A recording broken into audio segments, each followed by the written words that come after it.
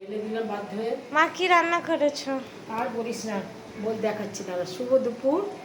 আজকে প্রচুর গরম। আমি রাতে গিয়ে শুয়ে পড়েছিলাম, সব রান্না হয়ে গেছিলো, লাস্টে ভাতটা বসিয়ে গেছিলাম। এইবার আমার তো ভাতের কথা মনেই নেই, বুঝেছো? ভাতটাই দেখুন একটু কিরকম নরম মতন হয়ে গেছে, যে ঢেলে দিয়েছি।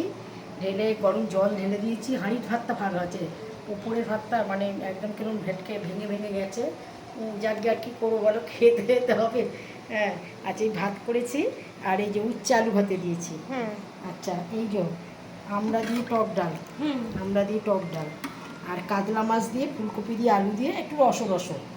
আচ্ছা বাটা মাছ ছিল, বাটা মাছ দিয়ে বড়ি দিয়ে, আর হচ্ছে বরবটি দিয়ে এও রাঁধুনি ফোড়ন ঝোল, বেশি ঝোল নয়। আর এই যে কালকের আমরা যে করেছিলাম না, কুমড়ো শাক না দিয়ে মটর ডালের পিতুলি দিয়ে, কিন্তু আমরা কালকে খাইনি। কাল তো হঠাৎ করে ঠিক হলো, আমরা পরোটা খেলাম আমি আর মেয়ে। আর তোমাদের কাকু তো সকালবেলা ভাত খেয়ে চলে গেছে, ভাতে ভাত, আমরাও ভাতে ভাত খেয়ে নিয়েছিলাম ভাজা টাজা করে। এইবার রাত দুপুরে আর ভাত খেতে ইচ্ছে করলো না, পরোটা ভেজে ওই দুজনে মিলে অল্প অল্প তেল দিয়ে পরোটা করে খেলাম।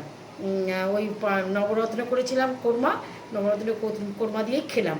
এইবার এই তরকারিটা রাত্রি পড়ে গেল। রাত্রিবেলা আমাদের বাড়িতে কেউ শাক খায় না।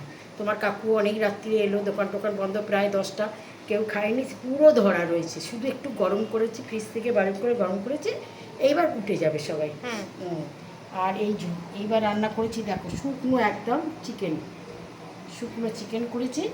আর আমরা ভাতের পাতে ফল আম টাম খেয়ে নিই, এই যে আম কেটেছি, আর এই যে শশা ভাতের পাতে খেয়ে নি না, মানে আমরা পরে খাই, কিন্তু বাবা যেহেতু দোকানে বেরিয়ে যায় তাই বাবা খাবার পরে খেয়ে নেয়। হ্যাঁ, আর আমাদের রাত্রিরেও ভাত। আমরা এখন গরমে রুটি খেতে পারছি না, দুদিন খেয়েছিলাম।